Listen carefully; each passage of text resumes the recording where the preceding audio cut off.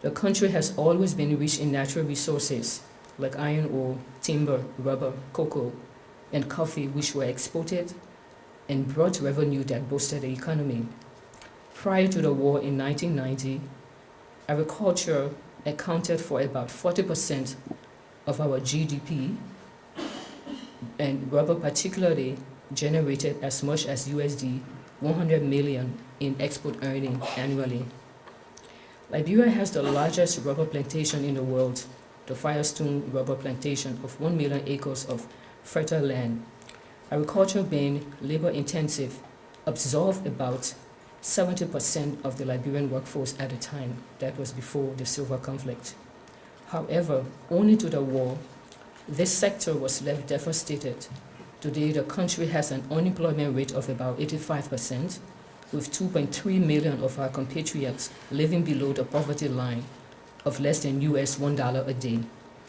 The country lacks infrastructures, including road network, inadequate and decent health care delivery system, one doctor per every 1,000 patients, the lack of educational facilities, inadequate and poor housing facilities, etc., etc.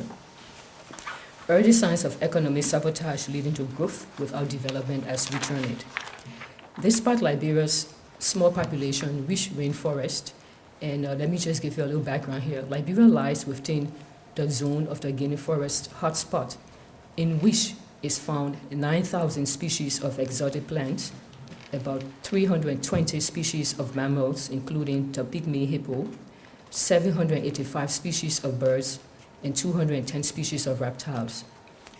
Iron ore, timber, rubber, cocoa, coffee, and a wide range, of course, of marine life, only to the existence of the Atlantic Ocean, several rivers and lakes. Despite all of these natural resources that are at our disposal, Liberians live in abject poverty, which can be credited to the squander of these resources or income generated from these resources by those serving as custodian of the public trust. Records left behind shows that concessions and contractual agreements involving the usage of the nation's natural resources were done not in the interest of the greater good. Rather, it benefited a select few, mainly the ruling elite at the time. Take, for example, the case of the Firestone as a classic one. Firestone arrived in Liberia in 1926 to open a rubber plantation in the country where it processed rubber. It was granted a long-term lease for US $1 an acre for the first year and a flat rate of $6,000 per year after that. They have 1 million acres of land.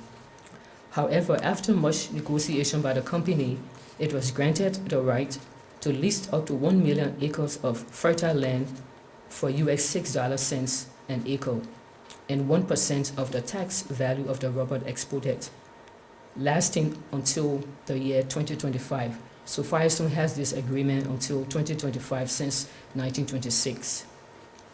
For nearly 100 years, Firestone gained unlimited control over an area equal to 4% of Liberia's land. For the next 80 years, Firestone amassed high profits and had a strong say in Liberian politics. In the meanwhile, there were no factories of rubber-related products produced in Liberia. Liberia doesn't produce rubber, it doesn't produce tire rather, it doesn't produce not even Tupperware. It produces nothing that has to do with rubber, even though it has the largest rubber plantation that has been existing for almost 100 years. In the meanwhile, while workers on the plantation lived and worked under harsh conditions and received no labor law protection, laborers lived in a windowless, single-room mud huts with their families with no electricity, no access to safe drinking water, no latrine and bathrooms. They went outside and went into the bush. Worse still, the children and wives of tappers had to join them in tapping the rubber unless they fall short of the daily quota. As a result, children of tappers were indirectly denied access to education. The welfare of the workers of Firestone was ignored by successive governments due to kickbacks and other benefits that officials received. So bad was the plight of the Firestone workers that in 1930, The League of Nations reported that forced labor was carried out on the plantation and that it was supported and endorsed by the Liberian government under the presidency at the time of President Charles D.B. King. The League of Nations report concluded that of the 10,000 workers of Firestone at the time, about 8,500 of them were forcibly recruited with the acknowledgement of the Liberian government. This scandal evidently caused the resignation of President King and his vice president. In March 2005, conditions at the plantation were brought to international attention when a local advocacy group, Save My Future Foundation, published a report on labor and environmental abuses at Firestone.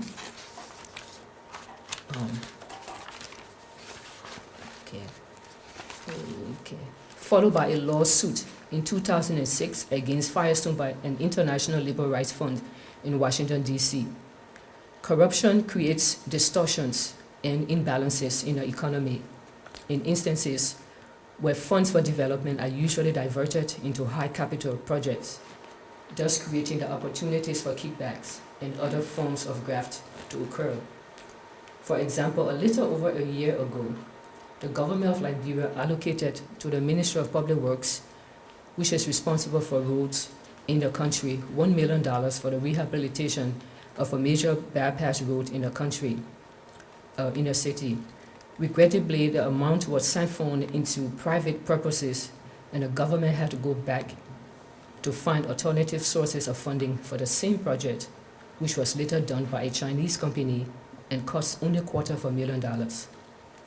This kind of situation is particularly true, especially for post-conflict countries in transition, where institutional capacity is weak and appropriate regulatory framework are either non-existent or very weak. Another example of this type of economic crime hindering the development of Liberia is the Country Development Funds initiated for the first time by the government of Liberia under the current president, Mrs. Johnson Sirleaf, where a percentage of revenue generated nationwide from the counties or provinces is actually given back to the counties for local development. Now, in the past, government collected taxes from the counties that host the rubber trees and natural resources, and nothing was given back to local government or the counties to assist their own development initiative.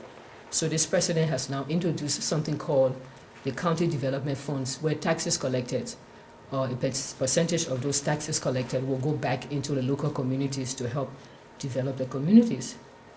Unfortunately, again, funds intended for this purpose is being diverted into the pockets of officials at the top and not being used for the intended purposes. The local newspapers are having a field day reporting about this incident. Corruption, as the most common form of economic crime, can also give way to weak institutional capacities, like I mentioned earlier, which can be manifested through high level of inefficiencies and redundancies in state institutions. Another example of this is, we're not very proud of this, is the recent drug trafficking case involving a Nigerian national who was arrested in Liberia sometime in March with more than USD 500,000 of drug money stripped to his person. The Liberian state to date cannot account for the amount after they arrested him and took the money from him. And there are accusations back and forth between various security apparatus as per which agency or ministry is accountable. This situation has a propensity for creating a diplomatic crisis, as the government of the Federal Republic of Nigeria, through its Attorney General's office, has now written the Liberian government requesting for the amount since the money came from Nigeria. Another example of this kind of